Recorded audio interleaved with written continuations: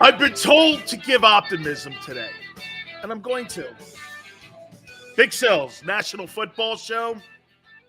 Guys, I will tell you this, man. A lot of fun doing the middle with Barrett Brooks. We have really a ton of fun, and I appreciate everybody that comes aboard there. We do a little bit different here. Hit the like button. We go back and forth, you and me. I haven't said that in a little bit. You know, you guys have had difference of opinions on me. And by the way, I'm still learning the way you go about an NFL draft. It's very unconventional, okay? It is. It's very unconventional. And also, by the way, if you go to my Twitter page, at Dan Sileo Show, you see the haters.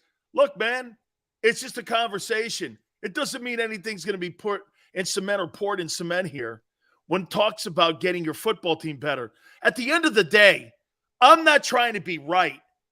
I'm trying to have a good football season. Always remember that. Okay? I'm trying to have a good year.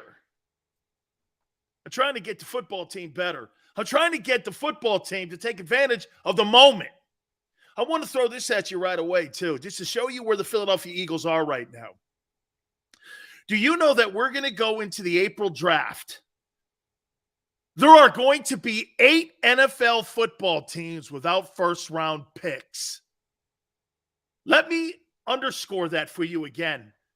8 National Football League teams are not going to have first-round picks, and the Eagles have 3. You want optimism? There is a stake full of optimism. 3 ones. 8 teams don't have a 1. It is unprecedented to see that.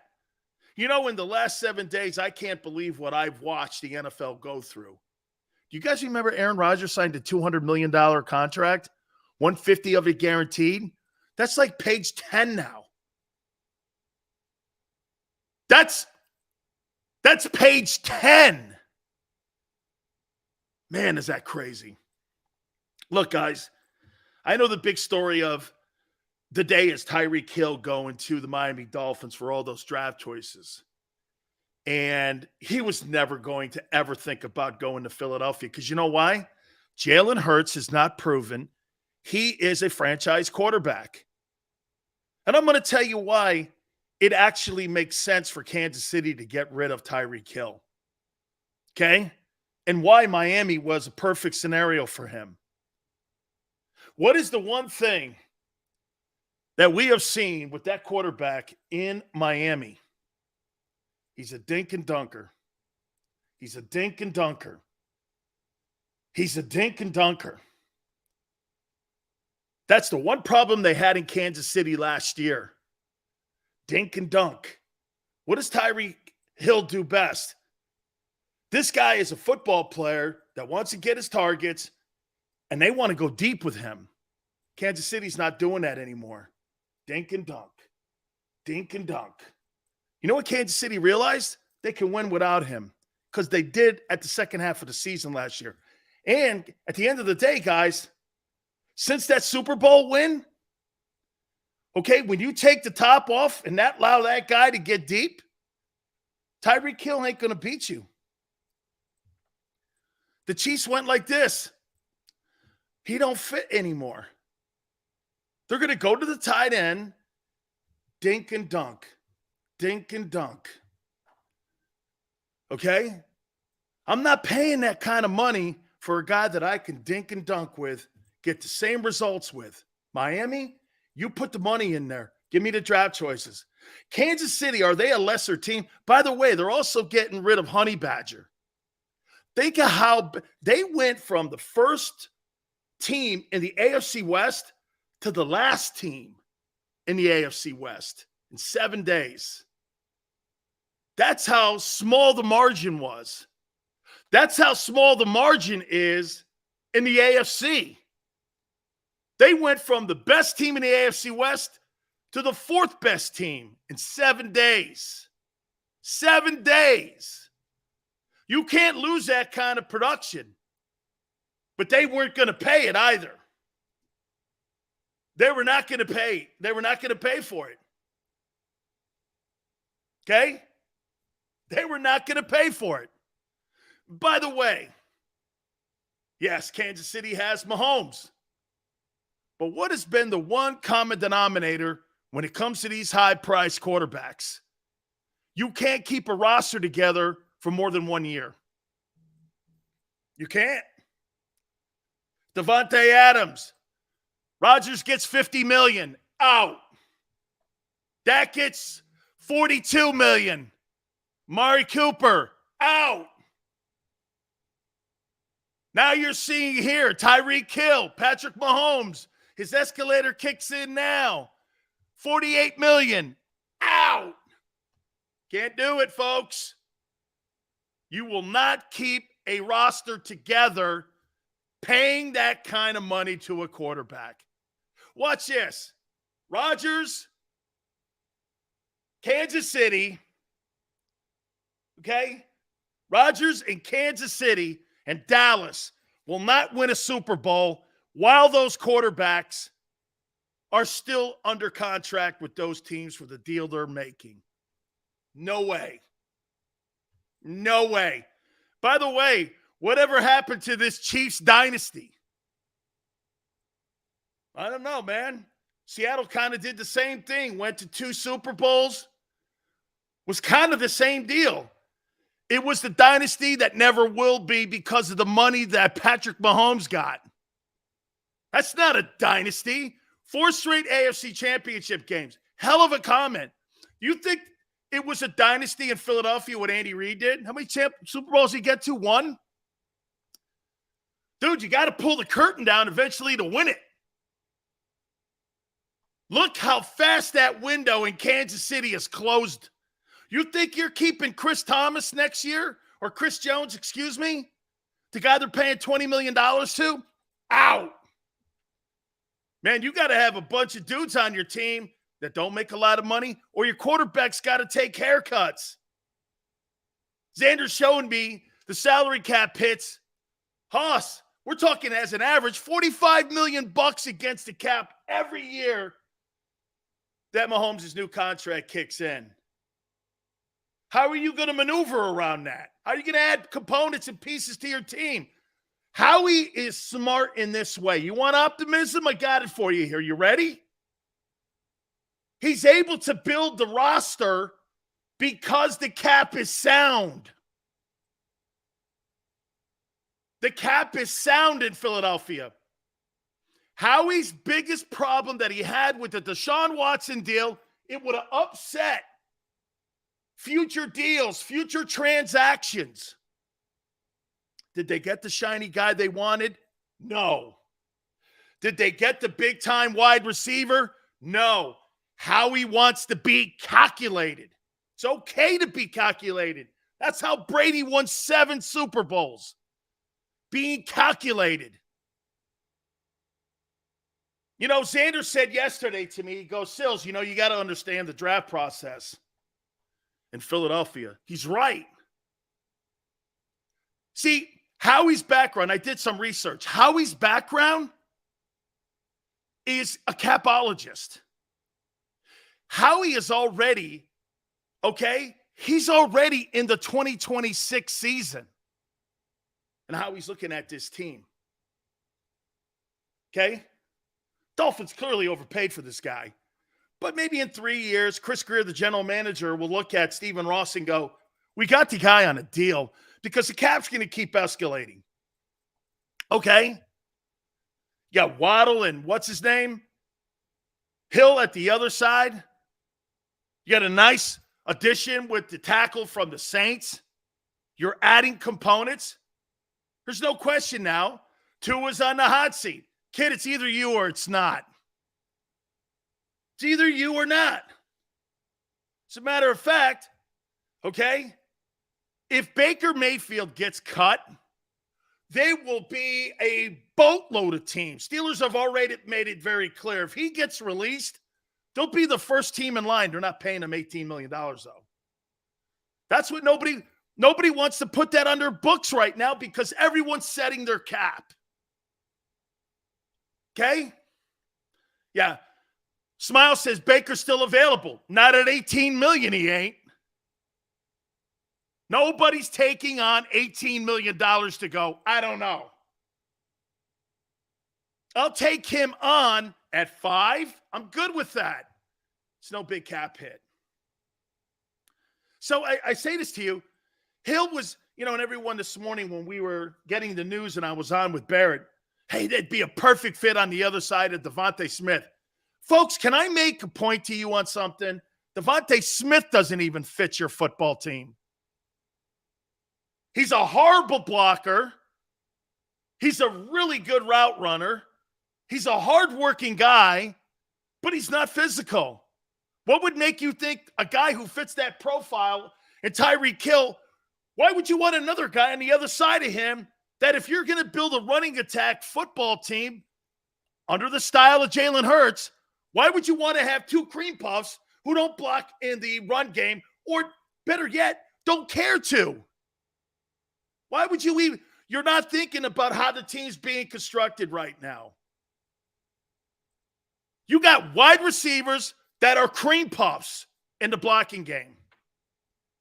They're not going to throw their bucket in there and block for Miles Sanders. These guys are looking, hey, that's a business decision too. You think Tyreek Hill's going to sit back and Tyreek Hill's going to go like this? Watch this. Yeah, man, let me throw myself in front of that guy there, that free or strong safety, to get the guy going in the run game. Come on, man. That's not what that guy does. Andy Reid and management Kansas City went, we can win without this guy. Funny thing is, I think Kansas City's a lesser team now. You look at Dallas and Kansas City. Folks, man, you lose Honey Badger, and now you lose this dude. Those 2 guys could be the difference between you finishing first or last in the AFC West. The Chargers are loaded. The Raiders are elevated. Denver's got 2 pass rushers now. Okay? You better bring your lunch pail when you're playing those other teams in the division. So now to roll it back to Howie. Howie's not going to upset the plan they're on. My only problem with Howie, though, is he said that the Eagles need to gamble. I'm trying to figure out what that gamble is. Is it a quarterback in the draft? Is it going back in and getting a wideout? Which, by the way, folks, I got to tell you guys this, man. The Philadelphia Eagles stink at drafting wideouts. And by the way, that's not an opinion. That's a fact. Does anybody point this out? Does anybody point this out that the Eagles can't draft wideouts? I mean, Jeremy Maclin is your claim to fame since this owner has owned a team in 1995. Jeremy Maclin, who really, was just another guy. He's a good player. Man, no, that's not true, Dan. I think the Eagles do a great job of drafting O-linemen. By the way, to me, that's more essential nowadays than really any other position, is getting the right guys up front. I think it's just as hard to build an O-line as it is to build a quarterback up, because you got to find 5 of those guys, and you got to fit them in a cap, and you got to develop them. That's hard, man. The Eagles have done a nice job of that. But they keep doing this. Let's go back over to the Y or the Z, and they try to keep getting that position right. Here's why Howie's not wrong, though. In my lifetime, folks, I never thought I would ever say this. The wide receiver position in the NFL today, in today's NFL, is more valuable than a running back. And that's why they're paid the way they are. It's incredible. And you know what? Can you guys name me big-time running backs that are coming out of college over the last 20 years outside of Derrick Henry? I mean, right? We don't any longer see the Adrian Petersons, the Barry Sanders, the Emmitt Smiths. There's not a collection of those guys anymore. You know what they're doing? Those players are now playing the wideout position. Yeah, you didn't draft Carl T.O. You've never developed a wideout. Not going to play Trivial Pursuit here. T.O. was brought in. Okay? Najee Harris, Ernest, okay? 1,000 yards. Do you know what 1,000 yards is, Ernest, today? That's 60 yards rushing a game. Do you think 60 yards in offense, okay? 60 yards in offense is production? Are you going to pay $20 million for a guy that runs the balls for 60 yards a game? Or are you going to pay a wide receiver $18 million because he gets you 113 yards in total offense and 10 catches, and he gets you 2 touchdowns a game? Are you going to go? The league is set up for that. Yeah, Matt, Zeke's out of gas. Le'Veon Bell doesn't have a job. All those guys that you just said. Maniac, am I hollering? Oh, it's just me being Italian because I'm excited. Yeah, you guys are naming me running backs from 35 years ago. But funny, isn't it? I can name you wideouts who are littering the league right now. There's a reason why the red zone blows up, because the wideouts in this game. Okay? The wideouts in this game. Barkley went third overall, and guess what? He's a nothing in the NFL. Congratulations, 3rd overall. What did it get you? 0. Oh, he's been hurt, Sells. Really? Well, that's part of it too, man, when you're evaluating somebody. Okay? Saquon Barkley went 3rd. Tell me something. Xander, go into that draft and do me a favor. Who was the first wide receiver drafted in that draft right after Saquon Barkley? Tell me who that was. Okay? Tell me who I said since 1995, Daz. Chris Carter was owned by Norman Brayman.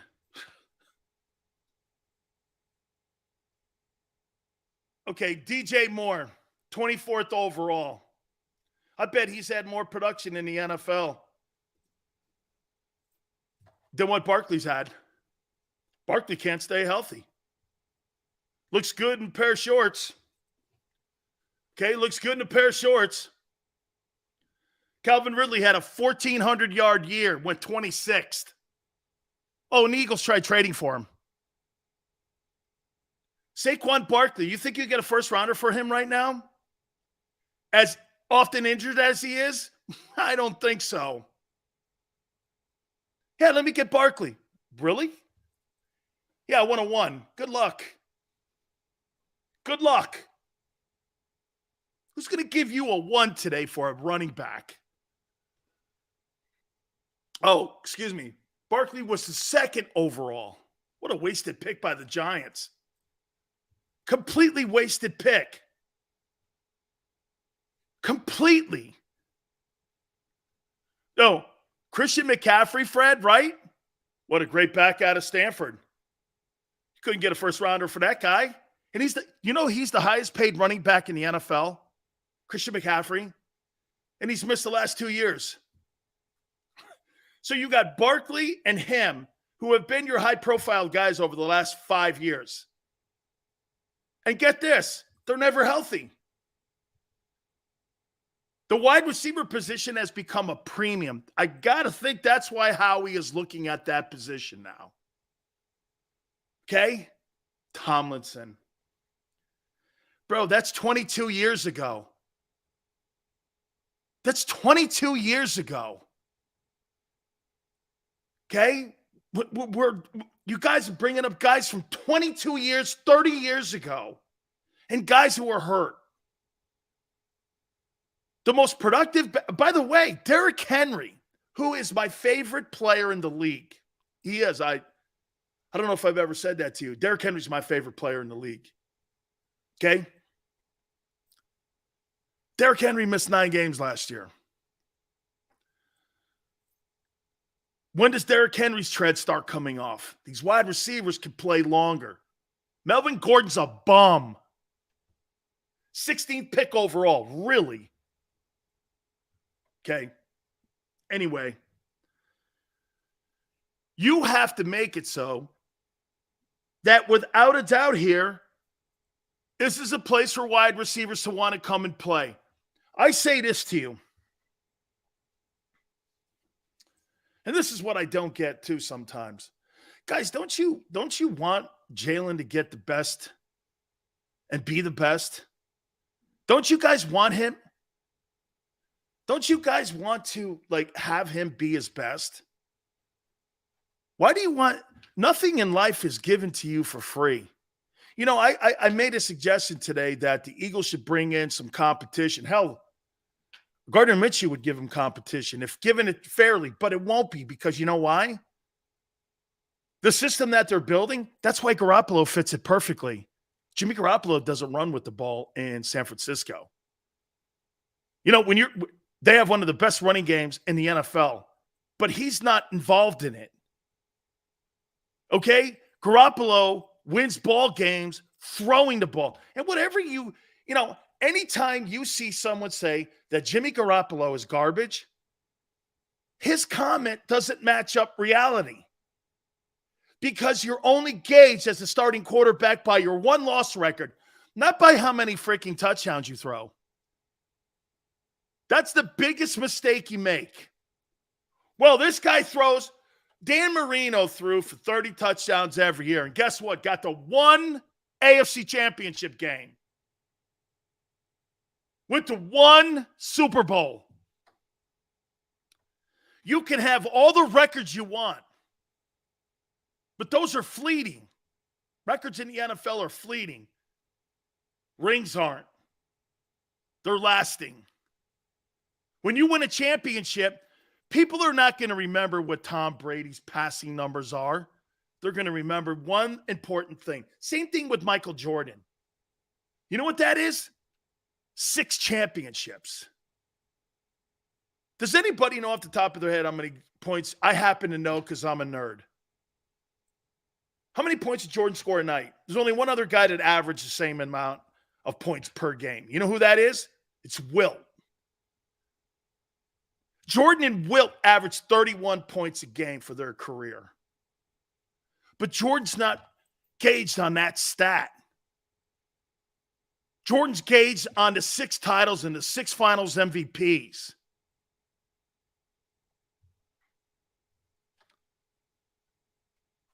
Bring some competition in. There's nothing wrong with that. If Joe Montana had Steve Young pushing him, you're telling me you have a problem, and someone goes, oh, Sileo's just hating again on Hurts. I'm not hating on Hurts. San Francisco, they brought in Trey Lance to push Jimmy G. Jordan Love was brought in to Green Bay to get the handoff from Aaron Rodgers. What are you talking about here? I mean, I want the best, so I want competition, but nobody wants to see that. They want Jalen to have the position, have everything set up like it's a pro day, and everyone go ahead, Jalen, it's your job. You know, Jalen Hurts is the only player not drafted in the first round that the job was handed to him. You know, Mitchell Trubisky's not been promised the job in Pittsburgh. Drew Luck's not been promised that job in Seattle. But Jalen's been promised the job in Philadelphia. Seriously, I mean, think about that. It's the only place in the NFL where you have a football. Zach Wilson, okay, he's a first rounder. Hey, man, go ahead. The Black Line thinks he beat out Carson Wentz. That's a lie. He didn't beat him out. I pray to God, the black line, that you see 27 touchdowns and 7 interceptions from Jalen Hurts this coming year. I pray you see that. I don't think you'll ever achieve that, but I pray you do. Okay? I pray you do. Hey, there you go. Kit, Wentz beat himself out. That's right, Matt. That's exactly right. Wentz was his own demise. It wasn't anything Jalen did. And you see, he's trying to change the narrative of how the historical line of progression went. That's not true. Okay? Want to put money on it. Who has a better year? Jalen Hurts had 4,000. Carson Wentz had 4,000 passing yards, 4,500 passing yards in Philadelphia without a 1,000-yard wide receiver. Okay. Hey, that's a good point because I brought this up earlier. Let's say this to you guys. I say Jalen Hurts, for us to be in a position where we think he's the future of the team, would we not think this? Is this fair? Tell me if you think it's wrong. Hey, and by the way, I'm going to write this down. This is going to be, what are our expectations? What are your expectations for Jalen Hurts? And by the way, Barrett today said he expects a better version of Jalen Hurts. Passing yards. What would be fair? Let's be fair, because you know what? I don't want to do something here where someone accuses me of hating. I'm going to make it, okay? I'm going to make it democratic here. I'm going to make it democratic. Something I traditionally don't do. But I'm going to make this democratic so you can't go off the air today and go, Sileo hates Hurts. Okay? Let's do this. What would be fair in a 17-game? And by the way, let's start here, the most important thing. Games played. He missed one last year, and one was because they sat his ass at the end, so it's not fair to say 2. He missed 1. How many games are we expecting him to play this year? What would be fair? How many games? Personally, I think he should play all of them. But let's say what? 16 minimum. How about passing yards? What is fair? I saw somebody throw up 3,800. I want to see that. 3,800 divided by 16 is 236.5. Someone says 3,600 divided by 16. That's 225 yards a game. I think you need to get a little higher, guys. You need to get a little higher than 225 yards a game. We need to up this. I'm not going to sit here and go 220 yards a game and think you're going to win a division. 30. Okay, look at this. Devontae Eaglepacker. Look what he has. 3,117 divided by 16. He thinks 194 yards a game is going to win you a division.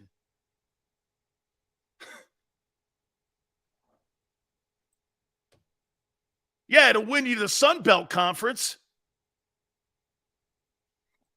Come on, guy. Oh, wait, Daryl. 4,500 divided by 16. That's 281. Is that too high? It's 281 point. Personally, I think you're still in the middle of the pack, around 15 or 16 with that. 281 yards a game. Are we good with that? Is 4,500? Think about that. He's got to go from 3,100 passing yards to 4,500 passing yards in one season. Okay? Rob says 290 a game. 290 times 16. Wait a minute, Hoss. That's 4,640 yards. You think Jalen Hurts is going to throw for nearly 5,000 yards after coming off a 3,100-yard season? Got to be better, guys. That's way too high. He ain't doing that. No. The rushing doesn't matter. The rushing doesn't matter. Passing. Wait a minute. You guys want to have big-time wide receivers come to Philadelphia? You can't have a 194-yard passing game and think you're going to land Tyreek Hill. Come on now. I'm showing you that. Look at the level of jump you're talking here. Carr, you think Jalen Hurts is Derek Carr?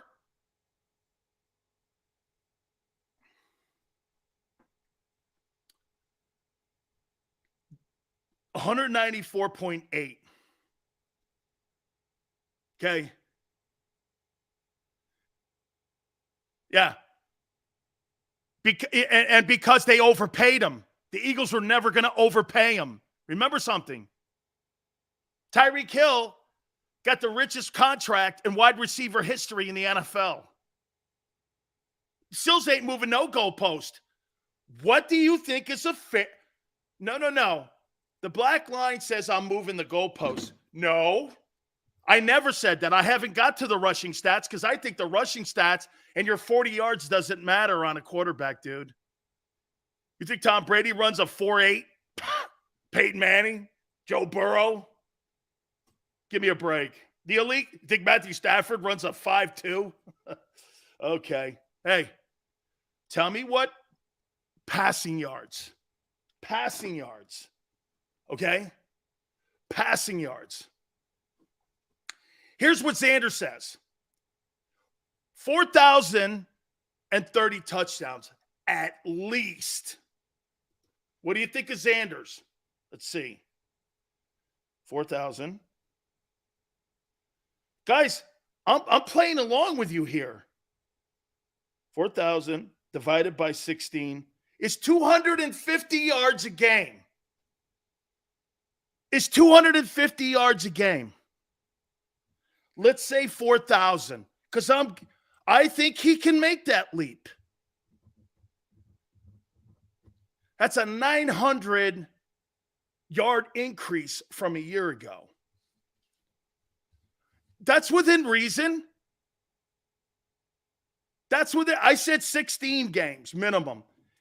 You might sit him. I'm saying let's have him. I'm doing it over 16. That he'll miss probably a game somewhere. 3,400 passing yards, the black line. Let's take a look at that.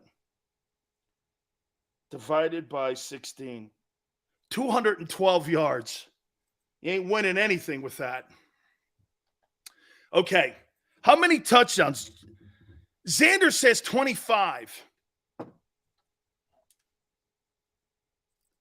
What would be good on touchdowns? Oh, excuse me. He said 30.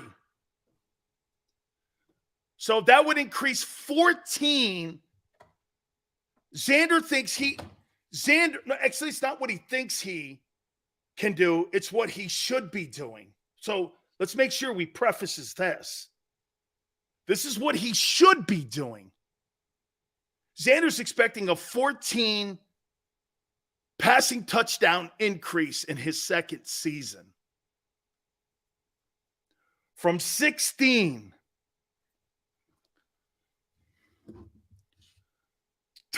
Okay, 25, 30, 29. Chris says 27. Look at everyone trying to add the rushing in. I'm not there yet.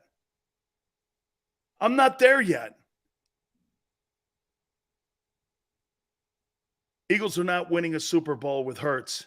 Hawk, I'm not saying that yet. 44 touchdowns. Maniac, I love you, man. That's why you have the handle, Maniac. 007 says 35. Whew, man, that's quite an increase, dog. Russell Wilson had 25. Russell Wilson was injured last year and missed almost 6 games. Okay? Everyone's like, Russell Wilson, this guy missed like 2 months, 3 months, didn't he? We won. I'm not talking about Nick Foles, dude. I'm talking about Jalen Hurts here. Talk about moving goalpost. Let's see here. How about, is 30 fair? 30. That's a 14 touchdown increase.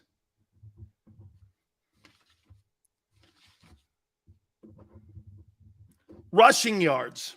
Let's get to that stupid stat. It doesn't matter with the great quarterbacks. Just doesn't matter.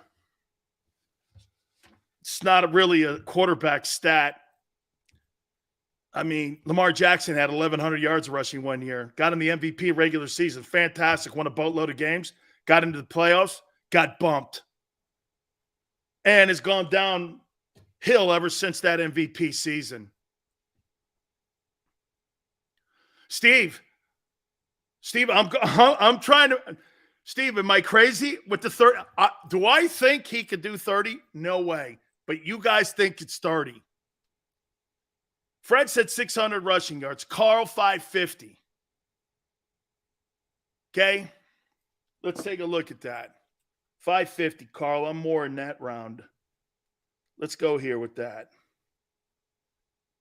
550 divided by 16. Okay. 34 yards a game. Watch this. Okay, 34 yards a game on top of 250 yards passing. You got a guy roughly around 290 yards of total offense every game. You don't think 290 yards of total offense is good? I happen to think it's really good. Okay, 290 yards with a 4,000-yard passer.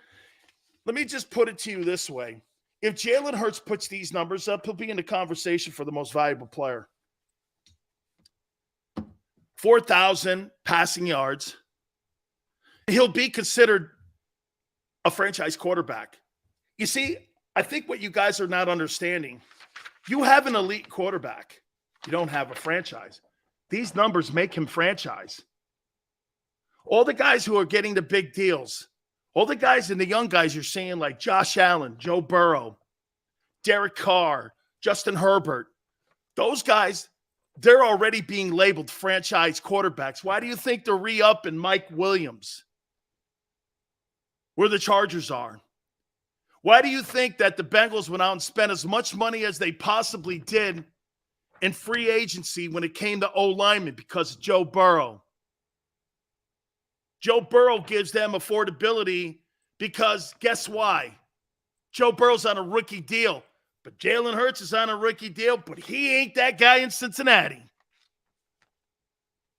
So here's what we have here. 16 games, 4,000 passing yards, 30 touchdowns, 550 yards rushing.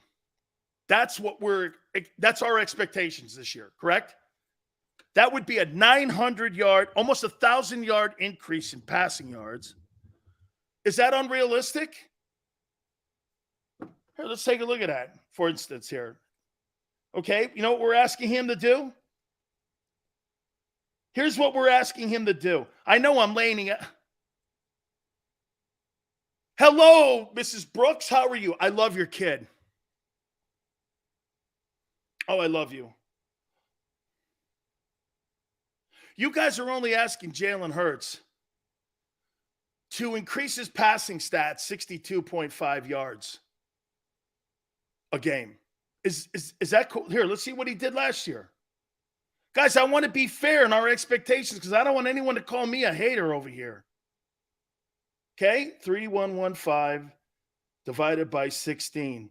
Hurts threw for 194 last year. All we're asking him to do is improve 60 yards to put him at 250 yards in passing per game over 16 games. Is that okay? Is everyone all right with that? Is that okay? Okay? We're good.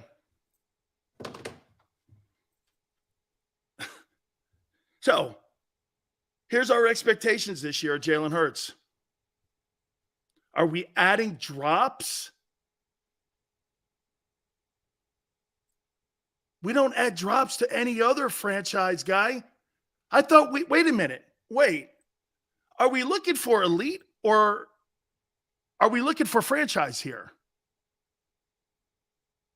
Drops? I'm looking for bona fide stats.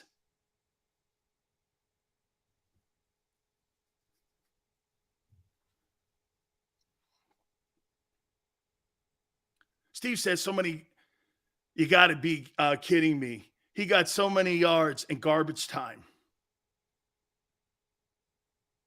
40% of Hurts' passing yards were in empty calorie time. Drops.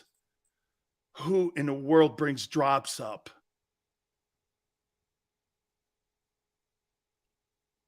Counting drop. Chalk it up sports. This is the stuff that Xander told me about the 10%. Do you know what? Can I tell you guys, counting drops, do you know what that is? That's code for excuses. It's code for making excuses for the kid. I want him to get these stats. I want him to. I'm rooting for him. On my honor, on my daughter. I am rooting for Jalen Hurts to get these statistics here. I am rooting for him to do this. I don't root against professional football players to fail. I do not.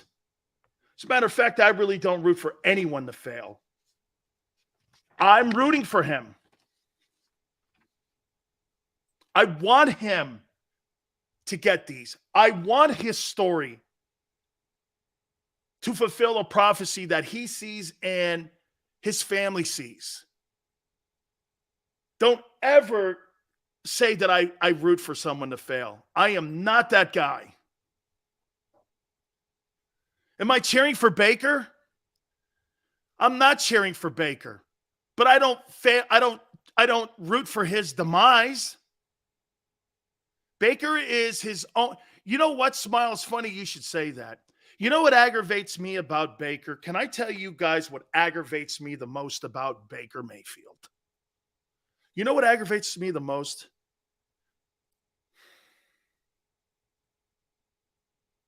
I see my failure. Woe is me. Coaches suck. Bucks suck. Everything was not like Miami. Every excuse on the planet. And one of the worst and one of the most lost opportunities in my time was my professional football career. I let it slip away. I wasn't kicked off the Bucks or released from the Bucks because of my play. It was because I wasn't a professional and I didn't know how to act like one. So when I see somebody letting an opportunity slip through their fingers who had a great opportunity like Baker Mayfield, I don't have any sympathy for you. I don't, because I didn't listen. You need to listen to somebody and not the people around you, because they're not helping you. Your wife will comfort you, but you got to have someone around you that's telling you, guy, you need to change. Same thing with Wentz. Same thing with Wentz.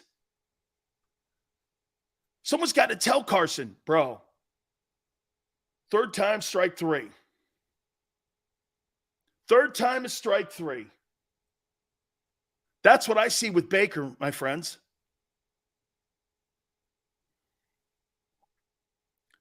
Matt Hatter, Sills, how many teams do you think would love to have Jalen Hurts?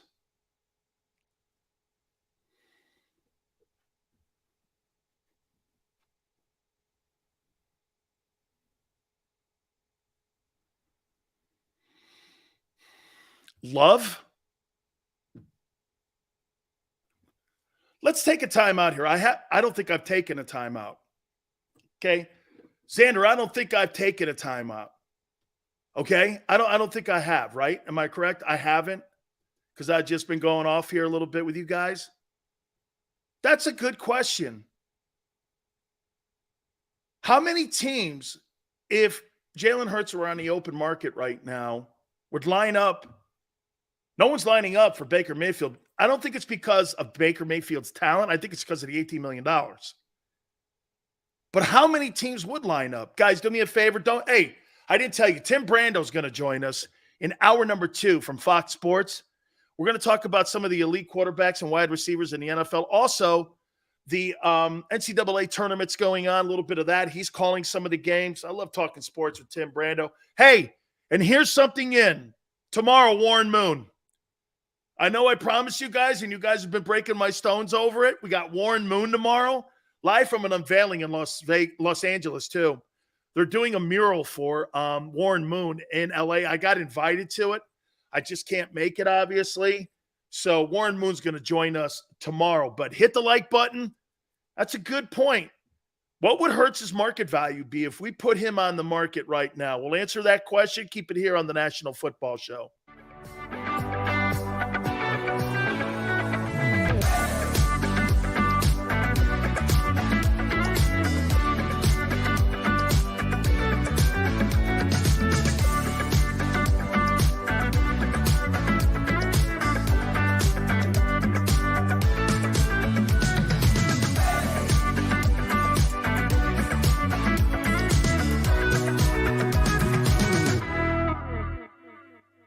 At Stateside Vodka, every new customer gets the world's best rocks glass, free.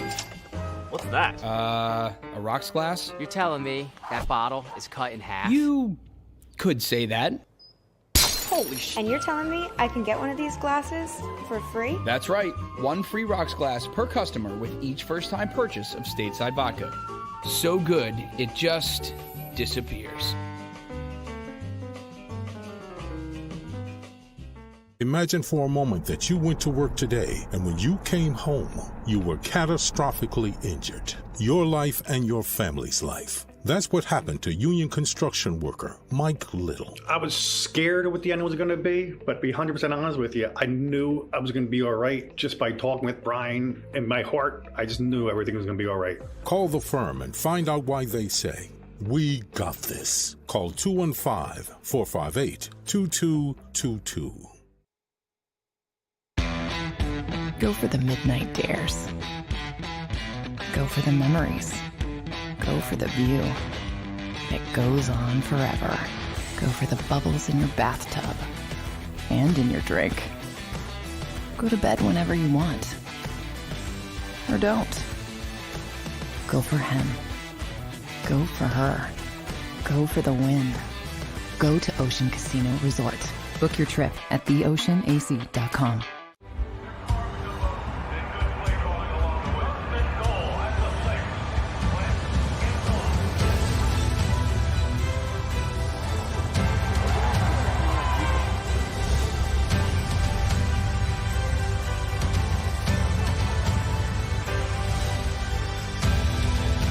Field of life, First Trust Bank is there for you. Champions on 3. 1, 2, 3. Because Philadelphia dreams deserve a Philadelphia bank.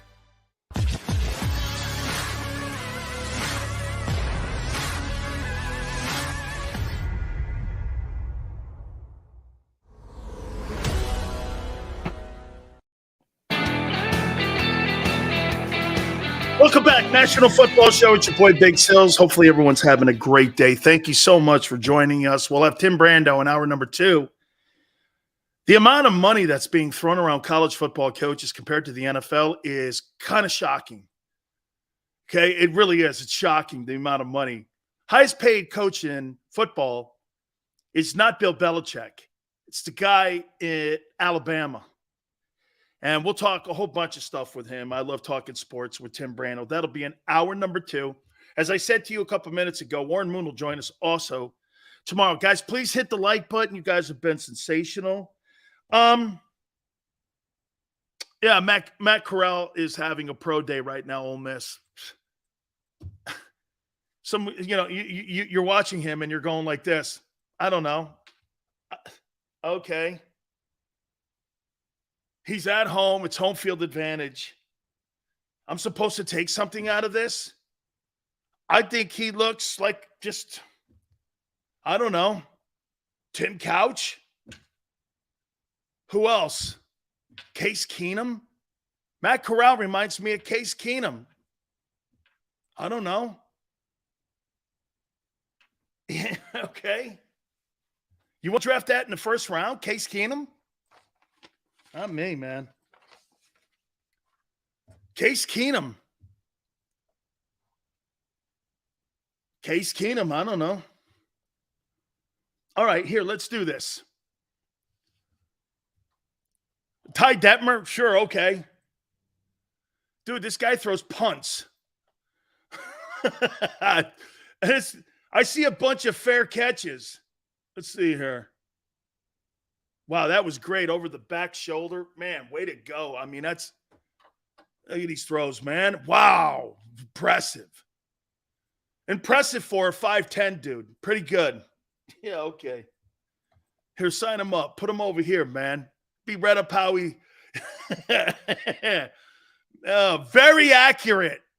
Throw it to his buddy in shorts. Come on, man. I'll make Xander. Get Xander's ass out there. Get that arm all up. Hey, by the way, guys, you ready for this? The Krauses have done something finally that I can't ignore any longer. Okay? I can't ignore this. I tried to ignore this with the Krauses and with JAKIB. You know what they're doing? Big Sills is being taken out of the Sileo Studios, Sileo's Man Cave. And you're going to get a chance to hang out and drink Coronas with Big Sills. By the way, cash bar, bitch. Okay? But I'll be at Ocean's Casino doing my show. Okay? And you guys can get and talk all the trash you want. And we'll hang out and we'll see how this rolls. Okay? Because Big Sills leaving Sileo Studios. Okay? I'm going to tell you something here. I would not do this for anybody. You know, Xander and Big Joe were like, yeah, man, we had an event. Silly. I didn't get the email. Yeah. The Xander and Joe Krause were like, yeah, okay. Now they got me. Xander goes, you're coming. Hey, you're coming. So I think we're going to get like really a whole crew there, and it's going to be really dope. So you can join me, and we'll have some fun. We always do.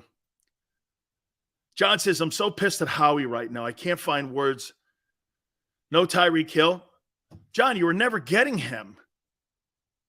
Your quarterback is not going to here. And again, watch this. This is not really an indictment on what Jalen Hurts can be. But I'm going to show you something, John. Okay? Hold this here. Here, John. 31.15 divided by 15. Okay. You think a wide receiver is going to come to a team that a quarterback is throwing the ball for 200 yards a game? A guy like that? Remember something. And do you know what are in the contracts? Tyreek Hill gets $1 million bonus if he gets 100 catches. Tyreek Hill gets $1 million if he goes over 1,200 yards. Tyreek Hill gets a bonus if he gets 10 touchdowns. You think he's doing that in Philly? You couldn't even get Devontae Smith, the guy who was the reigning Heisman Trophy winner, and a heck of a looking talent. You couldn't even get him the ball 70 times. You couldn't even get him 1,000 yards. Why would Tyreek Hill want that? What has to happen, and this is where we're going here. You know how you get Tyreek Hill? The numbers that you guys put down. Okay? Yeah, wait a minute, EC. They overpaid him.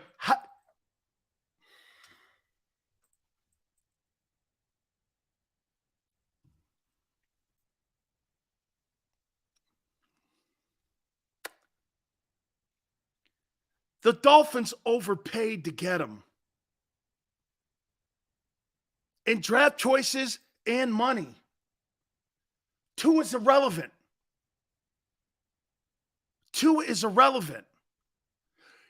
Hey, Xander, do me a favor.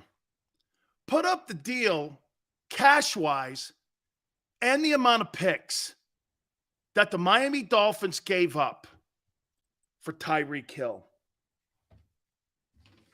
This is kind of a junior Deshaun Watson conversation. Okay? No. You're missing it, David.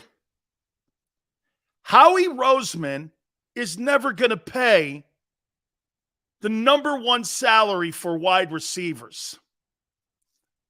That guy, Tyreek Hill, is not going to block in your offense. You don't have a passing offense. You are number one in the NFL in rushing, not passing. No wide receivers going to Baltimore. No wide receivers going to Baltimore because you got to block in that offense. Tennessee, you got to block in that offense because the quarterback's not the central part of that team. It's Derrick Henry. You got wide receivers right now on the Philadelphia Eagles who can't block. How can you have and go after another? You think Tyreek Hill is throwing his helmet in front of a free safety for the running game? He wouldn't do it in Kansas City. And he had Patrick Mahomes. So how does Miami get this deal done? By the way, he picked Miami because of not Tua. He picked Miami because of the money. That's why he picked it. He took the big bag of money. The Eagles were never going to put 4 years, like $120 million, a 1, 2, 3, and a 4, and then a 5 and a 6, whatever it was in the next year draft. They were never going to get loose of that. I opened the show by telling you guys that Howie has built this yellow brick road and how he sees the team should be built. I'm not sure I'm against it. He doesn't want to upset the path the team is on. Why do I have to go out when I could go into the draft and get a rookie on a rookie contract? Maybe I trade up to get a wide receiver. Maybe I get the kid from Arkansas. You put the kid from Arkansas on the other side of Devontae Smith, both on rookie deals, and my quarterback is on a $1.2 million deal, and I'm number one running the ball, and I got an emerging tight end. That's how he's seeing this now. Plus a diminished NFC. Okay? That's how he's seeing this. Is Dallas lesser of a team than they were last year? Yeah. You lost Cooper. You lost Randy Gregory. That's going to – remember something about Dak Prescott. Dak Prescott does not get that multi-million-dollar contract if it wasn't for the addition of Amari Cooper. He does not get that deal. Amari is gone now. Now we're going to have to see Dak Prescott not only elevate himself without Amari Cooper, now he's got to elevate CeeDee Lamb. Got to put CeeDee Lamb on a different post. Let's see it happen. with a diminishing running back that you're paying $20 million to. Okay? Improve the defense. Run the ball well, we're in it. Okay? Okay. Run the ball, stop the run, right? Isn't that correct? Run the ball, stop the run. Isn't that crazy? In the 100 and some odd years of the NFL, that dynamic's never changed. If I can run it, I'm winning it. If I can stop the run, I'm winning it. Right? Yeah. Oh, no. Hey, market for what I think Jalen Hurts is. I didn't hit on it. You're right. I forgot to. So we're going to do that now after the top of the hour here. I'm going to tell you what I think. If you put Hurts on the open market, what his value would be. We're going to do that next. Do me a favor, guys. Hit the like button. Tim Brando's going to join us from Fox Sports in hour number 2. Keep it here on the National Football Show.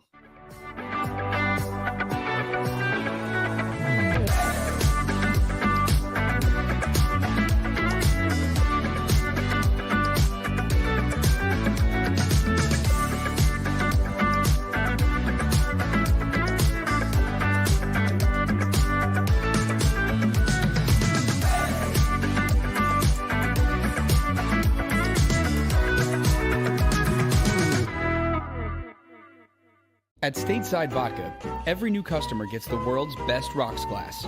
Free.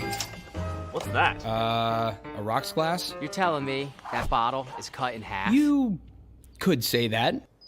Holy shit. And you're telling me I can get one of these glasses for free? That's right. 1 free rocks glass per customer with each first-time purchase of Stateside Vodka. So good, it just disappears. Imagine for a moment that you went to work today and when you came home, you were catastrophically injured. Your life and your family's life. That's what happened to union construction worker Mike Little. I was scared of what the end was going to be, but to be 100% honest with you, I knew I was going to be all right just by talking with Brian. In my heart, I just knew everything was going to be all right. Call the firm and find out why they say, "We got this." Call 215-458-2222. Go for the midnight dares. Go for the memories. Go for the view that goes on forever. Go for the bubbles in your bathtub and in your drink. Go to bed whenever you want. Or don't. Go for him. Go for her. Go for the win. Go to Ocean Casino Resort. Book your trip at theoceanac.com.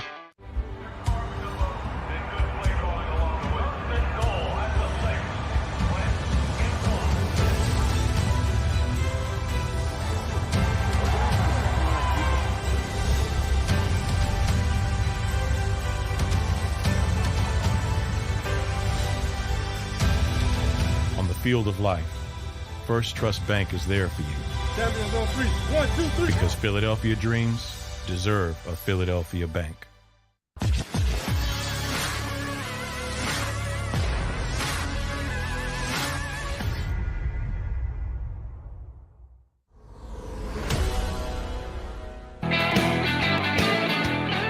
Hour 2, National Football Show. It's your boy Big Sills. Tim Brando will join us in this hour. So Golden Corral had his pro day today. Yeah. Okay, it was terrible, actually. I thought. I mean, it was – how about this? Unimpressive. You know, it's funny. When I watch Malik Willis, I'm actually starting to pick my chin up a little bit on the kid. I don't know. All the guys I've seen so far – Golden Corral ain't it. Kenny Pickett in his small hands. I bet a hot dog looks big in his hands. You know? Kenny Pickett. I don't know if I've ever seen a worse quarterback class than this one here. And how about the refrigerator that plays at Nevada? What's his name, Palmer? Hoss, this is just a little advice for you. When I was 22 years old and I was going to be drafted into the NFL, I don't know, but I'm not sure that devil dogs are part of a good diet. You might want to back off on the donuts, and you might want to back off on the jelly donuts especially. Holy cow, kid. This guy's got a fat roll on him. I was like, is that a neck roll or a fat roll? Holy cow, man. Kid, jelly donuts aren't very good nutrition when you're trying to make an NFL team. Hey, fat body. That's not what I'm looking at, man. I'm going to start calling him Pudgy. I'm like, dude, man. Guy rolls back, man. I thought he was going to trip over his right foot, too, when he planted. Kid, no jelly donuts. No jelly donuts for a week. We got a couple weeks before the draft. No jelly donuts. Jeez, oh, man. Right. What was that guy's name that was drafted? Who was that guy that the Raiders drafted number 1? Who was that guy? Russell? What was his name? What was that guy's name that got drafted number 1 by the Raiders, man, back in the day? And he used to, have NyQuil in, cough syrup, and he used to put it with, a purple drink. And he goes, got to get my drink on. And I was like, holy cow. Yeah, Jamarcus Russell. What a fat body that guy was, man. Holy cow, was he a turd. And I'm watching this kid. He's dropping back, man. He gets back there. I'm like, is that his gut jiggling? Dude, you're trying to get picked up, and you're on a date. You might want to, maybe back off really some pasta, Maybe a little bran might help. Jesus criminy, man. Holy cow. Let's do this. He was 300 pounds. Jamarcus Russell, I think when he got drafted, was 300 pounds. I was like, is he the tight end? No, that's the quarterback they got. Did he play at LSU? Was he the LSU quarterback? He was when he showed up, I was like, that can't be right. He's 300 pounds. I was like, wow, man. Hey, William. That guy got paid. That guy got paid, man. Big money. All right. I'm gonna tell you what Xander said. You put, and I'm not sure I completely agree, but there's something to it. You could see this. Let's play a game here.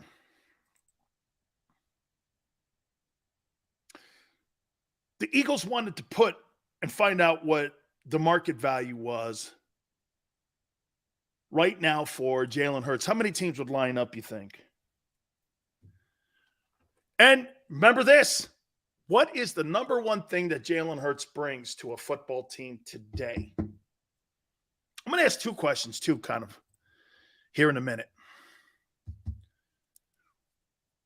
What's his $1.2 million contract per year next to is significant. Would more teams be willing to trade for Jalen Hurts or for Baker Mayfield?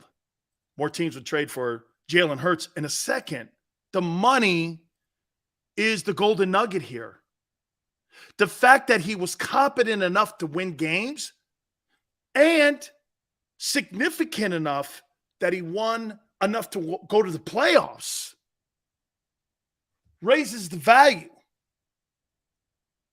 Okay? I think you guys are one or two teams, really.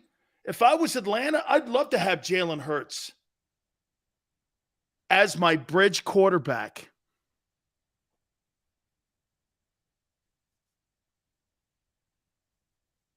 You think the league looks at Jalen Hurts as a bridge guy? He has to still prove it? Or do you think they look at him as the future of the Philadelphia Eagles? Seattle would take him to 007 because of his production and money. Eagles are in a weaker division, Jordan says. You're correct. Carl, you think Jalen Hurts could go into San Francisco and start over Jimmy Garoppolo and Trey Lance? Never happened. Never happened. Okay? Never happened. Okay? Never happened. Let's do something else here. Say Jalen Hurts' contract was up. Guys won a winning season already. I'm going to sell it to you as his agent. This is what I would say. First year starting. And I'm going to show you. Watch this. I'm going to give you all the kudos here. Watch this. Hey, man, my guy had to go through all that bullshit of a year ago with Carson Wentz. Had to deal with you firing a coach he really admired in Doug Peterson. And what did he do? He takes your football team, he stabilizes the quarterback position, and he runs you through to a playoff spot. Has a winning record as a starting quarterback for you, is a Pro Bowl alternate, and everyone in that locker room has forgot that whole entire dynamic that went on between Wentz and Foles, and that stuff has been erased. He gives you the ability to be able to have a $1.2 million contract. It's time to talk extension here. What are we doing here? Look at the value you're paying him. Baker Mayfield is making $18 million. My guy's making 1.2. It's time to come up to the table here and tell us if you really think that Jalen Hurts is the future. Let's get a contract going. At least let's restructure more money for the kid if you really believe in him. Why haven't the Eagles done that? Wait, Smile. You can't improve the kid's salary? Last year, Jordan Mailata got an extension. He still had years remaining. Your linebacker got a new deal. Dallas Goedert got a new deal. If everybody is telling me what Jalen Hurts is about and what he is and the organization loves him, how about paying him a couple more $1 million? Because if you paid him a couple more $1 million, wouldn't that also raise the value of what the Eagles think of him? You're investing in your own guy. If maybe one day somebody came knocking on the door, are you really that sold on Jalen? Yeah, well, we're paying him $5 million a year now. You know, we kind of ripped up the current deal. He did a great job for us. I'm talking like Drew Rosenhaus here. He's on a rookie deal? Wait a minute. So was Brady. You know what the Patriots did after they won the first Super Bowl? They gave him more money. Oh, maniac. Eagles are cheap. Then how are you going to land Tyreek Hill? How are you going to land Tyreek Hill if the Eagles are cheap?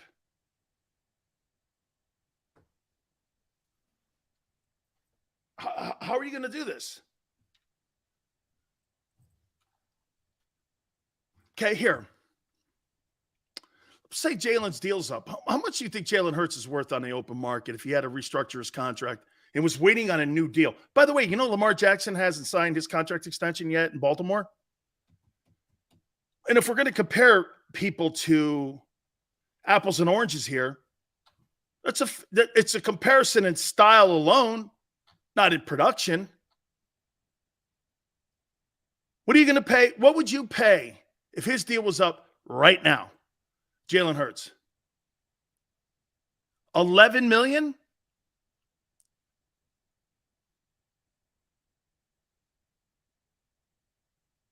$11 million.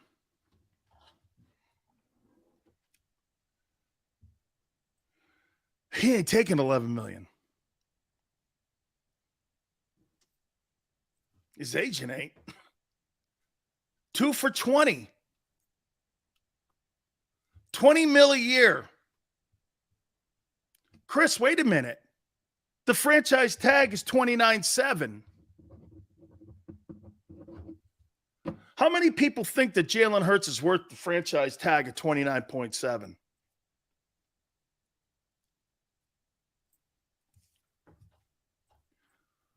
$20 million?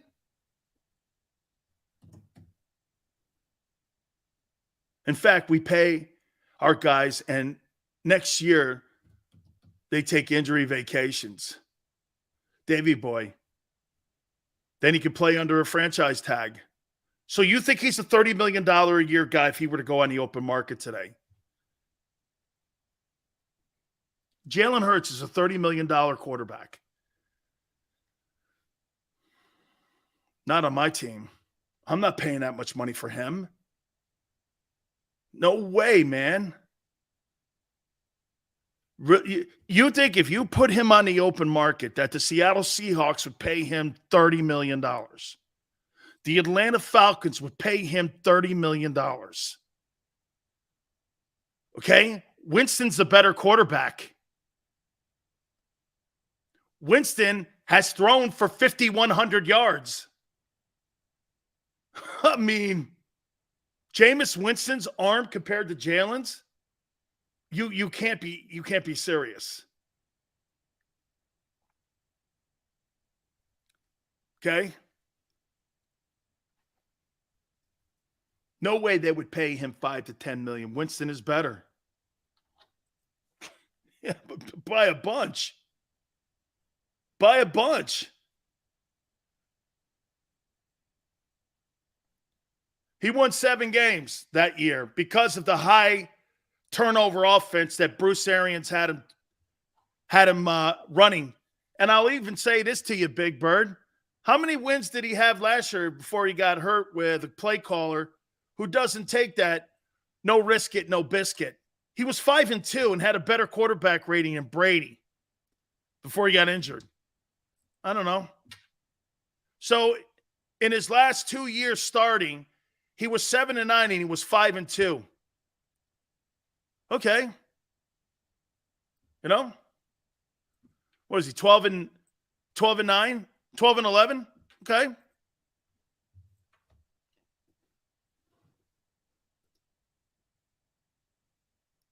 Steelers gave Trubisky $14 million for 2 years to give him Mitchell Trubisky to go in and compete for the starting job, $7 million a year to be the Steelers starting quarterback. And get this, and they put it out there that if Baker Mayfield gets released, they're going to jump right at him. Don't bring him in. Why wouldn't they? Mitchell Trubisky, $7 million? Whatever. I'll spread that out, defer it out. No problem. And Hurts has 27 turnovers in 24 games, says Daz. Daz, is that correct? Does he really? I can't. He hasn't played that many games so far, has he? Wow. He's been in the league 7 years. Almost 30. Hurts is 23. So? 30? You got 10 years of Jameis Winston. Hey, man. Eastside Monster. That guy Hundley can play in Baltimore. Dude, I love him. What's it like, Snoop Hundley? Went to Utah. He's a South Florida kid. The guys down in South Florida love him, man. They go Big Sills. Keep an eye on. I'm like, that guy can ball, man. I'm a fan of him. Eric, Eagles' future quarterback will be drafted next year. Howie will roll over some of the draft capital this year to next year. Okay, Eric. That sounds like it. Chris says Winston's trash. Let's take a look at that for a minute. So you think Jameis Winston's trash? Let's take a look at Jameis Winston just for a second and see if Jalen Hurts will ever match this. Showing pictures that Jameis Winston, let's do it here live. Jameis Winston.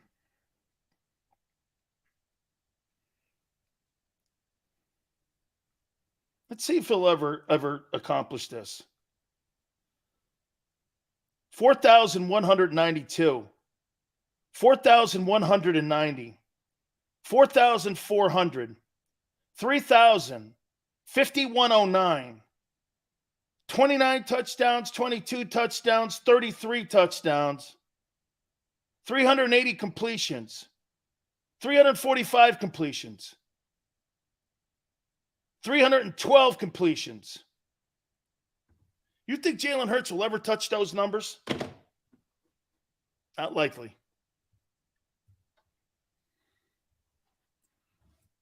Not likely. You think he's really going to be a quarterback that puts up those kind of numbers? 32 touchdowns, 5,100 yards passing, 64 completion percentage. There's quarterbacks in the league right now who are under huge contracts that won't do that. Trash? I don't think so. Again, I thought he was in a more turnover-style offense. I love Bruce Arians. You know that. We're going to have him on the program. Brady changed Bruce's approach a bit. Became more dink and dunk, more high percentage. Okay? What's Jalen's win percentage? What's Jalen Hurts' win percentage? Let's take a look at that. Let's take a look at that. How many games has he won? Okay, we'll see here. Jalen Hurts. Let's take a look here. Okay, he's 9-10. Not bad. 2 years, 1 year kind of in and out. Not bad. 8-7. Not bad. Not franchise, but not bad.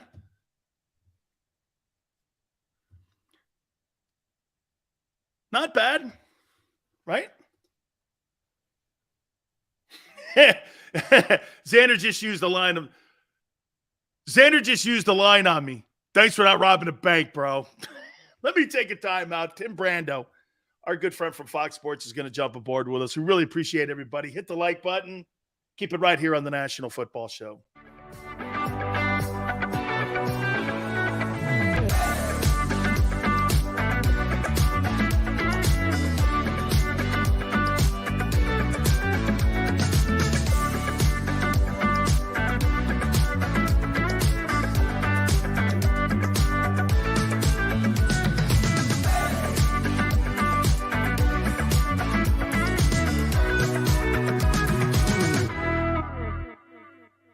At Stateside Vodka, every new customer gets the world's best rocks glass, free.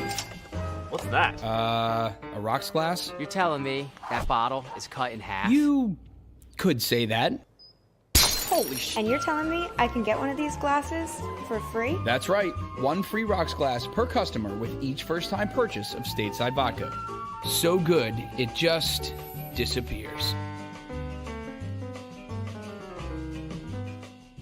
Imagine for a moment that you went to work today and when you came home, you were catastrophically injured. Your life and your family's life. That's what happened to union construction worker Mike Little. I was scared of what the end was going to be, but to be 100% honest with you, I knew I was going to be all right just by talking with Brian. In my heart, I just knew everything was going to be all right. Call the firm and find out why they say, "We got this." Call 215-458-2222.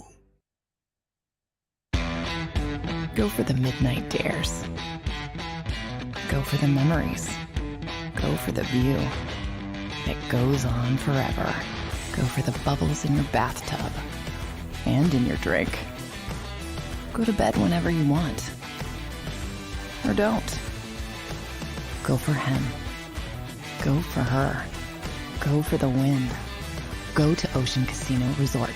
Book your trip at theoceanac.com.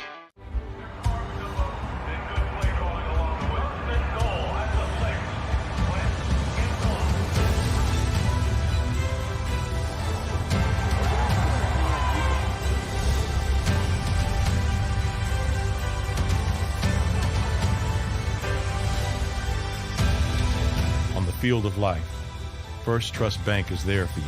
Champions on three. 1, 2, 3. Because Philadelphia dreams deserve a Philadelphia bank.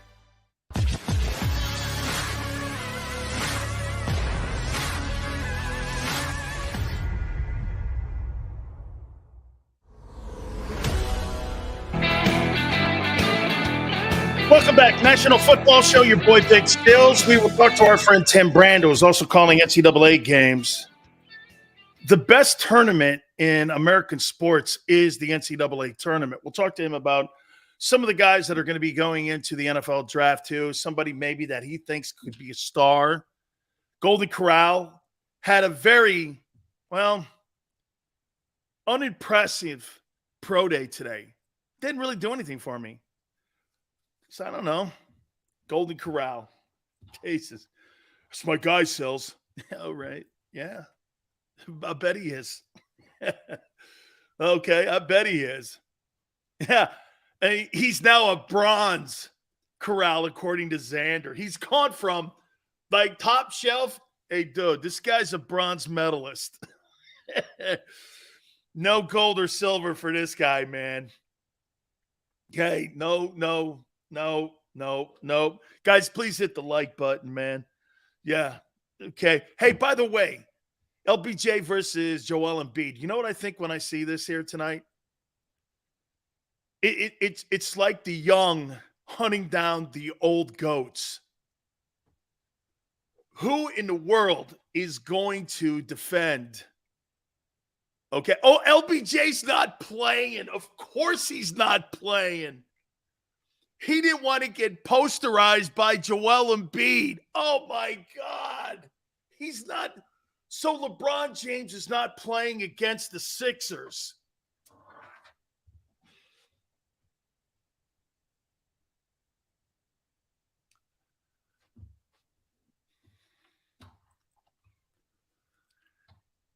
So you got one of the MVPs, Ja Morant, and also Giannis, too.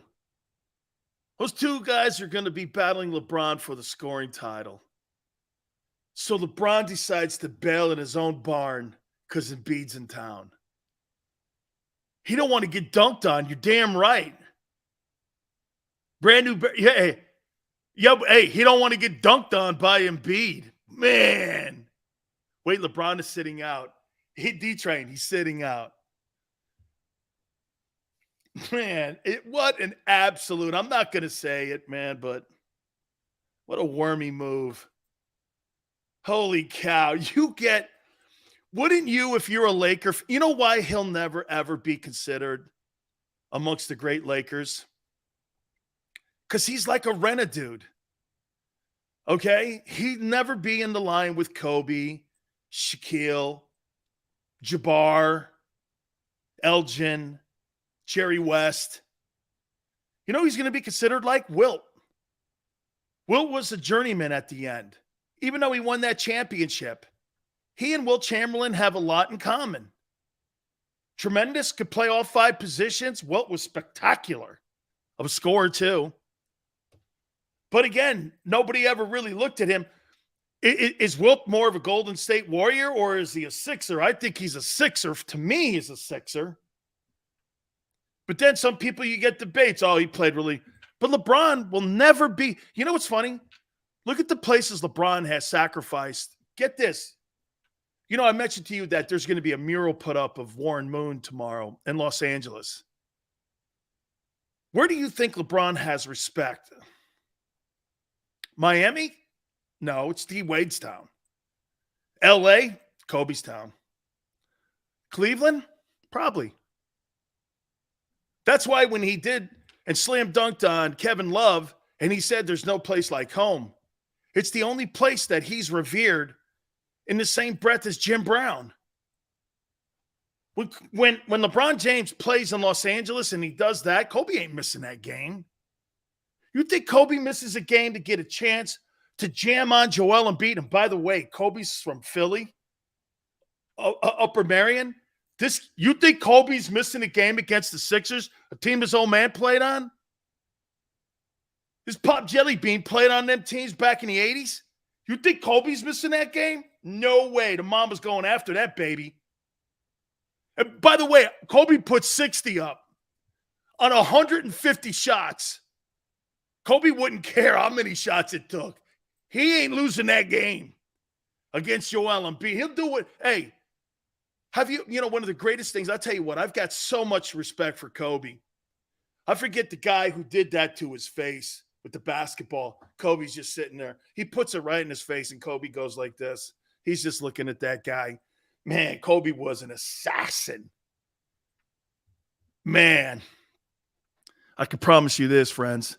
Kobe Bryant didn't learn Mamba mentality in L.A. He learned it where he was raised. Matt Barnes, that's right, JAKIB Sports. Matt Barnes thought he was going to be a tool and get Kobe to flinch. Kobe don't flinch on anything, man. It's one of the greatest and dopest YouTube things ever put out there. Is Kobe not flinching when Matt Barnes threw that ball in his face? And Kobe just looked at him, man, like a rock. Man, hey, it was awful for Matt Barnes. It was one of the greatest things I've ever seen. Oh, man. Kobe Bryant, man. The guy's a gangster. I just so love him. One of my favorites, man. Brian will never be looked at in that same light. He's taking a game off against Joel Embiid tonight. All right. Let me get to somebody I totally respect and somebody that I love. And by the way, the NCAA tournament is easily one of my favoriteest events there is in American sports. And without a doubt, my friend, who is as versatile as it gets, he can call college football. He's been calling college basketball. Tim Brando, is there anything you can't do when it comes to broadcasting except set up your camera? Except set up a camera. Yeah, that's the issue. How are you, Dan? Oh, good, man. Hi. So, Tim, you never get a night off here. You're always working. How many years now have you been doing 2 times doing the basketball and college football? Yeah. I'm happily on sabbatical now, unless otherwise informed by my friends in Los Angeles if they need to bring the old left-hander out of the bullpen for something in the spring and summer that I don't at this point anticipate. I'm home. The old man needs to recharge his battery when he's carrying a pair of 6s. Next to his Wikipedia. So, but I'm always happy to help, whenever they need me. It's great to be back with you, Dan. It's been too long.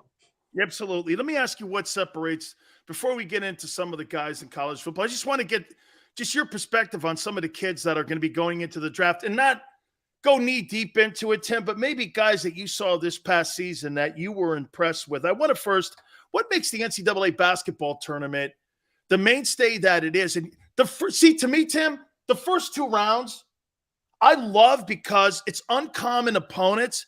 You don't know refereeing. Then you get into the blue bloods when you get into the Sweet 16 and the Elite 8. But what separates the tournament from every other tournament in America? First and foremost, it's inclusionary. You just basically answered my question for me. Unlike college football, that's exclusionary. The NCAA tournament is inclusionary. It welcomes, the Cincinnatis of the world in basketball when they are really looked down upon in a very condescending way in football. That's the first and foremost thing. The next thing is because it's a 2-semester sport, because it lasts from November when no one's paying attention to December when almost no one's paying attention, to January when conference play begins after the holidays, and then into February when at least those on campus and within the conferences are paying attention. And hell, Dan, I don't think the national mainstream media they don't care until Selection Sunday. They're really not keeping up. That's why you have all this angst, anger, and bitterness after the committee chooses its teams and does the seeding process, because the fans and a lot of the media, I could say fans, but listen, the fans have to be informed by us, people in the media, and we're doing a piss poor job of it in electronic media today versus when I started at ESPN and was hosting the NCAA tournament with John Saunders back in the in the mid 80s. College basketball was a big deal, a much bigger deal then than it is now. So shame on us in a lot of ways, but fans don't know the criteria the committee is using. They don't, because the media doesn't. Okay. And when I say media, I mean the people that are covering it that haven't been covering it for months. Those that are, the core writers and the core broadcasters that cover the sport like I do. Yeah, we know about it. And all of those guys do a great job. But when you try to answer someone on social media about, okay, why is it A&M didn't get in? And you try to explain why they didn't, even though you feel maybe they should have gotten in, they're like, well, the hell with you. I don't even know what you're talking about. Okay, because they don't keep up. So, there was a time when the last 10 games played was a priority. It was a part of the criteria. It's not anymore. So if you beat, as Notre Dame did, Kentucky back in early December, and Kentucky goes on this roll and the computers love them and have them seated second, that's going to prop Notre Dame up. It's going to help them get in. And those kinds of things happen, which makes it difficult. But by and by, I think after the first 2 days, after the selection process is over, people settle in and they start looking at their brackets and let's have some fun. And then we see record-breaking ratings. The ratings are through the roof. They were for the Big East tournament on Fox that we had. I mean, big time. They were up over 60% because this is the year of the fan and fans are coming back post-COVID. And it's really great to see. So all in all, I feel really good about what I'm watching. When I was covering it for CBS all those years, I was so busy with the 8 teams in one day and 4 games that I really couldn't watch everything that was going on elsewhere. So when people ask me, do I miss it? I go, not really, because I'm having more fun watching it than I did calling it. And I had a lot of fun calling it when I did. Tim, I wonder, because you make a great point here about the regular season. See, I've always said this about the conference tournaments. The conference tournaments, in my opinion, when you give these mandatory and automatic bids, if you win it, and you have a regular season, that almost really sometimes doesn't matter depending on if you're in a lesser conference. Mm-hmm. So to me, I look at it like this. Maybe it's this. They fall in the same line of the NBA regular season. Tim, sometimes I watch the NBA regular season, and I think some of these games are unwatchable because the players are not engaged. Yeah. And it's just not – and those – maybe the media has fallen into, they're looking for more narratives around the sport of college basketball. And maybe COVID really did a poor job with the media, the NCAA basketball tournament. I mean, they went on a hiatus. Mm-hmm. And now you're telling me that they're having ratings? That's great because the fans are coming back. But like you said, I think the media probably really failed at keeping the narrative going on what truly and how great this tournament really is. Is that fair? Yeah, I think it's the one and done thing is an excuse that's used by a lot of people. If you look at these teams this year, Kentucky had one of its oldest teams. They got knocked out by St. Peter's. So they have 5 sophomore. They had one of their oldest teams that they got knocked out. But the transfer portal, the extra year given of eligibility because of COVID, has a lot of teams that are really like your alma mater, Miami. Their average age is 23. So when you watch them play, and by the way, Larry Naga, how many more times is that guy going to reinvent himself? Dude, my God, we thought they were done the last time the Miami program got put with sanctions, and you remember what that was all about. Oh, yeah. It affected football a hell of a lot more than it did basketball. It did. Because Larry Naga reinvented himself. But they had a great draw to get Auburn. Auburn's got a bunch of freshmen, great players. I mean, Jabari Smith is maybe going to be the first player taken in the NBA draft. But, Charlie Moore has played more basketball than most NBA point guards. He's been at Kansas, DePaul, and now at Miami. I mean, this is a 6-year guy that's, moving in on 24, and he knows how to handle the ball. Plus, everybody on the floor for Miami knew how to handle the ball. And Auburn's press was just carved apart by them. And I think they've got a great draw where they are. They in my mind, they're going to play a team in Iowa State that relies heavily on defense, doesn't have many prolific scores. I love their draw. I see them getting to the Elite Eight without question. And we'll see if they can, capture lightning in a bottle and potentially upset Kansas. I mean, the potential for that is there with this Miami team. But the point here I'm trying to make is that the college game is completely different than the stereotype that people have applied to the game. Like, well, it's one and done. They're really not there long. And, oh, no, wait a minute. They're not really one and done as much now as they were before. And the transfer portal was something college basketball was much more prepared for than football was. And a lot of coaches used it. Larinaga especially used it to his benefit. In fact, the last time Miami got to a Sweet 16 in 2013, you remember the Gonzalez kid was in the backcourt. That was a team filled with transfers and an old team. And this team is very similar in that regard, and they could surprise a lot of people in the next few days. Absolutely. So I can't wait to see how this thing shakes out. Tim, one of the reasons also I got you on, because, you know, you've covered the college game for such a long time. And we always look at certain guys, and what happens when you get to the combines or this time of the year now, people look at the combines and these pro days, and you can reinvent yourself, even though maybe your tape, doesn't dictate what they're seeing. And guys could be workout wonders. You know, all the years that you've covered, and maybe this last season here, maybe is what I'm really circling here. Well, there are a couple guys that really stuck out at you that you went like this guy right here, because Tim, I tell you what, the eyeball test to me is more important sometimes than the evaluation test when you're looking at a piece of paper. Can a guy play? Like Aiden Hutchinson. I watched him against Georgia, and he got destroyed in that game. Should I hold that against him? No, I don't think you should, because, you know, you didn't have a lot of help that day. I mean, he really didn't. True. And without Aiden Hutchinson, they're not in the game, because he brutalized Ohio State. I mean, brutalized Ohio State was the difference in the game. You think he's the first pick?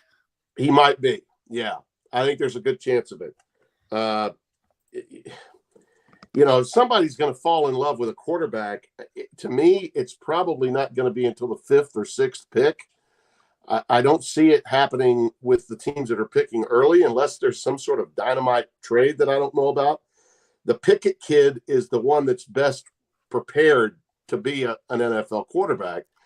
Now, people might say, yeah, but he's more of a passer. He's got athletic skills, big time. He can run when he needs to. There's a little Alex Smith in there. Okay. I could see him, Tim, landing in Seattle at 9, because they made that trade with Denver. They obviously just let loose of Russell Wilson. So, you know, they're going to be in need. And Tim, one of the great things is that you get a rookie contract going. You can build the rest of your football team around a rookie contract. So I'm thinking Matt Corral, the Malik Willis kid. I love that kid. I was just about to say, I think he's the next guy taken. And that was even with the injury that happened in the bowl game, because I think he won over a lot of general managers and a lot of people in the NFL with his grit, with his desire to lead. Leadership acumen is something in today's player you don't always find initially. Now, this isn't to disparage, millennials. I'm not the old curmudgeon, get off my lawn. You know, I just got I had my ARP card 20 years ago. I've got my Social Security card, but I'm not drawing on it yet now. All right. But a lot of guys that are extremely talented, they shy away from being leaders, verbal leaders, because they're afraid of how it might influence their teammates. They don't want, because of the social environment being the way it is in our country today, when you go into a locker room, it's not the free-for-all it used to be, okay? Some of these guys came from far different backgrounds. Some of them walk on eggshells because they don't want to upset another guy who was raised differently in maybe another part of the country, and with different means, maybe from their families.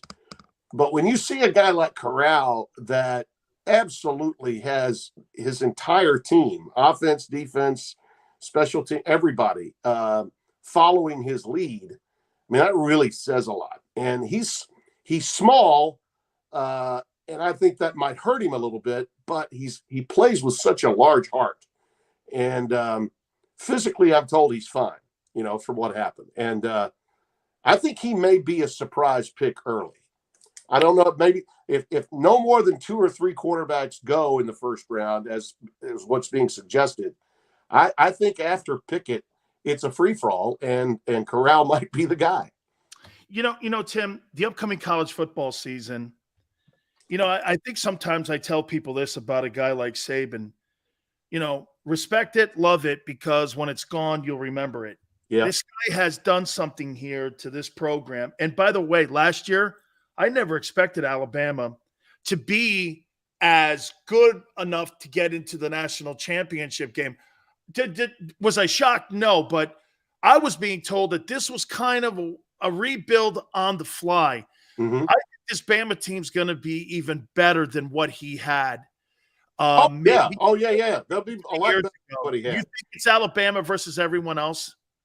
More so this year than last? Yeah. Absolutely, yes. I do think that there are some teams in the conference that have already caught up. And when I say that, I mean in terms of they have the athletes, but mentally, can they get over the hump? Okay, A&M. A&M beat them.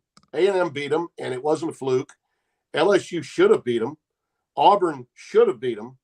Okay, there are a lot of teams that had them on the ropes and couldn't finish it off, either because of injuries, lack of personnel, or mentally they just froze. You know, that last drive of in the Iron Bowl was just one of the epic drives in the history of college football. And Auburn had done everything from a defensive standpoint to win that game until that last drive. So the SEC teams within the league physically have caught up. Mentally, I'm not as certain that they've caught up. But other teams around the country, I think without question, Cincinnati didn't play poorly. No. They acquitted themselves well, I thought. But there was this thing about playing Alabama. Okay, if on the other side that had been Georgia, or if on the other side that had been Michigan, I think Cincinnati would have played with a little more swag. You know, they would have. Alabama, when you go up against Saban and you're not from the league, okay, I think it's affected Notre Dame the times that they've played them. Michigan State and a few other teams from the Big Ten when they've played them. They are like, oh my God, it's Saban. Oh my God. There's a fear factor that has come into play because of the dominance in championship games. But I think the dominance is more mental than it is physical, Dan, because, you know, with the scholarship limitations being where they are, and this is what makes the guy, in my opinion, greater than Bryant. Bryant had no scholarship limitations. He could recruit everybody. And once he got to recruiting, he could call Bobby Bowden over at the small school down there that used to be Howard, called Sanford now, and say, Bobby, I got a big couple of boys not going to make it. If they want to play, they can come to you. I mean, that's what he did. And that's how Bobby won some little college championships before he went to West Virginia. Saban's doing it with recruiting limitations, and he's still getting the best of the best every year. But that doesn't mean that Georgia's caught up and maybe even surpassed them the last couple of years in recruiting. So the league in and of itself is caught up, no doubt about it in my mind. But around the rest of the country, there is still a fear associated with going up against St. Nick, and it's really something worth watching and being special, and especially now with Mike Krzyzewski being on the doorstep of the end in college basketball. I tell people, listen, I don't root for teams, but I do root for people. Mike Krzyzewski is a special guy. He's one of the guys that I developed a very good, strong relationship with. I know his family. His family knows my family. We need to just, savor every moment that guy's on the bench doing what he does. And I think the same is true with Saban, because we don't know how much longer we're going to have Nick around either. And I don't know that in generations to come, Dan, we'll ever see this again. Oh, no. The game has changed so much to be this dominant for this long. I don't know that we'll ever see it again. Well, in terms of winning titles. Just to pump your brakes there a little bit, Timothy, Jimmy Johnson said this to me. Sills, would you like to have your shots with all those Miami teams against that Alabama team? I went like this. Oh, yeah. I'd like to tee it up against them dudes, too. And let's go find out. Let's go play 60 because our dynasty versus their dynasty, I think if you look at Canton in the Pro Football Hall of Fame over the last couple of years. You'll find out. Yeah, absolutely. But that's the thing. That's the thing, Dan. In that era, even for Jimmy, and you know this because you were part of it. I remember going to some of those practices before the opener against South Carolina with Miami. Remember that game in '86? Bratton and you got all those guys. You're getting ready to go down to Columbia to play. Don't ever open a stadium with the Hurricanes. we were going in. I was doing sidelines and hosting. That was the year before we started College Game Day, and I remember interviewing Jimmy before the game. I came to practice there in Coral Gables, and it hit me. This looked like Shula's practice in Key Biscayne, not a college practice. You know, you guys look like pros. You practice like pros. You expected to be pros, and I think that's the way Nick does it. Yes. I mean, that's exactly the way he does it, and you don't get that rah. Hey, we're hopeful that we're going to have a great college season. No, it's business here. We're in the business of football, not college football. We're in the business of football, and absolutely. And I agree with you. Those teams at Miami are the only teams comparable physically and mentally to the way the game's played. But even so, Dan, and I think you would agree with this, the game itself has been so toned down. Oh, yes. So much of what Miami did, you'd never be able to do now. No. Alabama still is able to be a bully, but a politically correct bully when playing. Correct. Hey, Tim, we're not getting off airplanes nowadays with machine guns and hand grenades. We're not. Hey, Tim, we got to roll here, man. We're up against the post here, but dude, you're right. We're not having hand grenades and eye black and camouflage pants getting off. That ain't working any longer, Tim. Listen, Not in today's have me back anytime. I'm chasing grandbabies and golf balls between now and August. Okay, so you can have me anytime you like. I love you, man. Thank you so much, Tim. I appreciate it, my friend. You bet, Tim Dan. Randall, Fox Sports. You guys are terrible.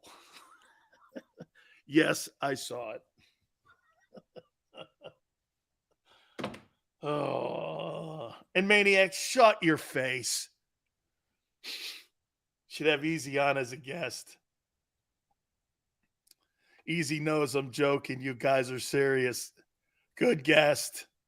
Laughing my ass off. I didn't hear one good damn word from the end. Oh my God. Philly brutal Hugh. Yes, Hugh. Hey, Xander. Hugh gets a merit badge. Hugh gets a Philly brutal. No snowflakes.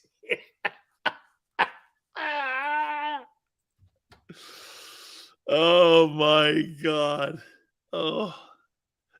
Who said, wait a minute, Maniac, who said, hey, Tim, I saw that? Which one of you guys said that? Oh.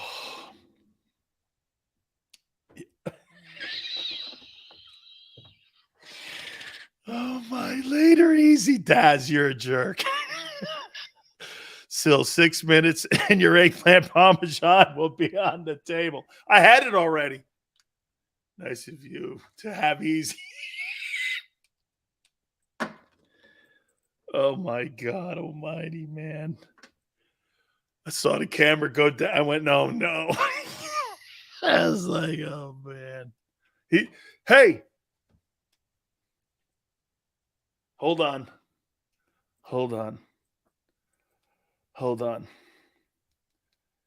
Let's see what he says here.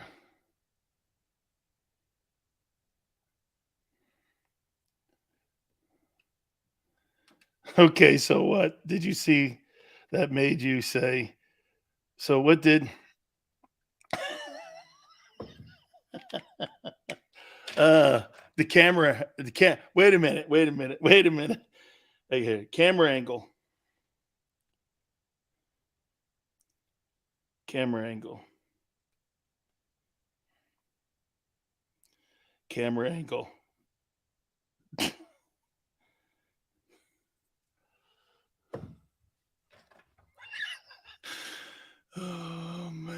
I'm just going to turn my phone over here.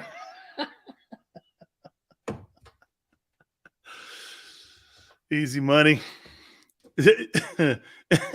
So let's get back to Eagle Talk. Let's get back to what's up. Hey, Wick, how you doing? Easy sending. He likes Matt Corral though. Yeah. Yeah. What's up, man? I hope Hey, okay, kids. Sydney. Whew. Oh, geez, it's only 55. Hold on here. I would have fixed it. Just tell me. All good. All good. Love you. Thank you, brother.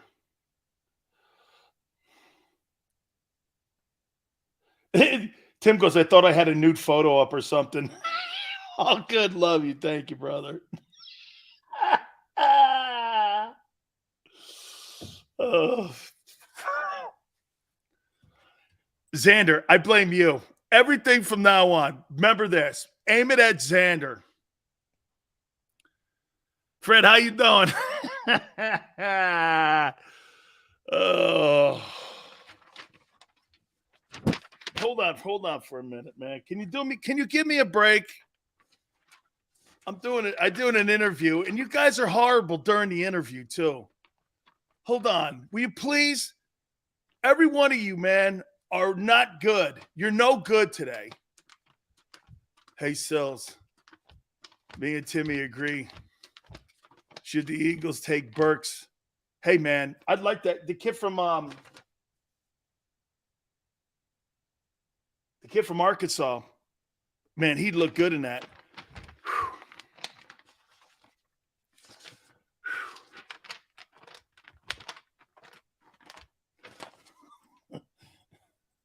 Please, no more. Thank God. Hey, not even Ice Cube. No. Oh, man, I'm going to go back and watch that thing. I'm legit weak right now. Hang on. Hey. Go pass out. Hey, Fred. I blame you, Xander.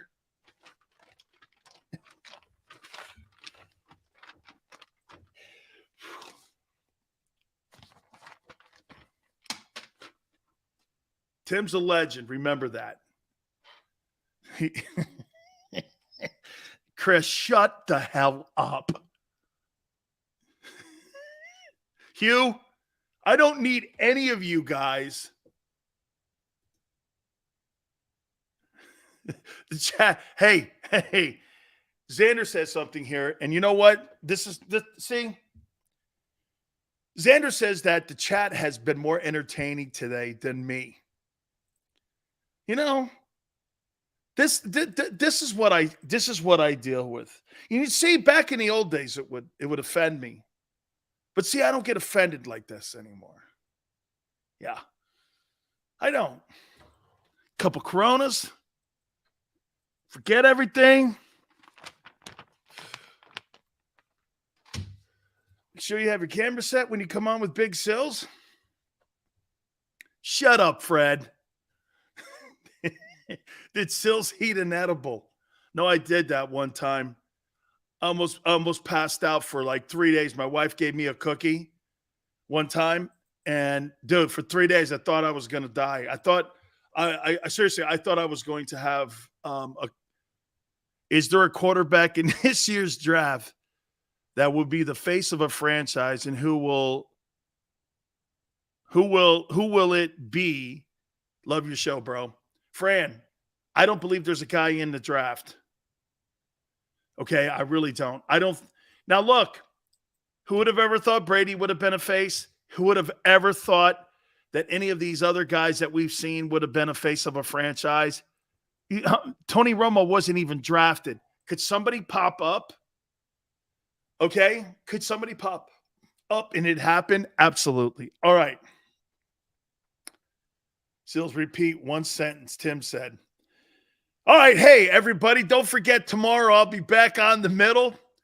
I love it with Barrett. We have such a great time. Miss Brooks, thank you for stopping by and coming out here and supporting me. Thank you so much, ma'am. I appreciate that. I shall see some of you and you, Miss Brooks, in the morning there with Barrett. Back tomorrow. Warren Moon. I know I owe you guys, and you guys always hold me accountable. So Warren Moon, before he has his unveiling tomorrow, will be with us at 5:30 Eastern time. And I'm hoping we have the audio fixed. Xander's like, the guy can't come on ever again if his audio's not working, Sileo. That Hall of Famer? Not happening. So do me a favor. Like the show. Please hit the like button. Watch it a little bit later. 4 to 6 tomorrow. Sileo, your aunt and I are proud. Thank you, Mrs. Brooks. Thank you, thank you, thank you. God, do I love you. A gun-toting mom. My wife wants to be a gun-toter, too, just so you know, Mrs. Brooks. Thank you for the support from all of you, too. Catch you tomorrow with Barrett on the middle. Then 4 to 6,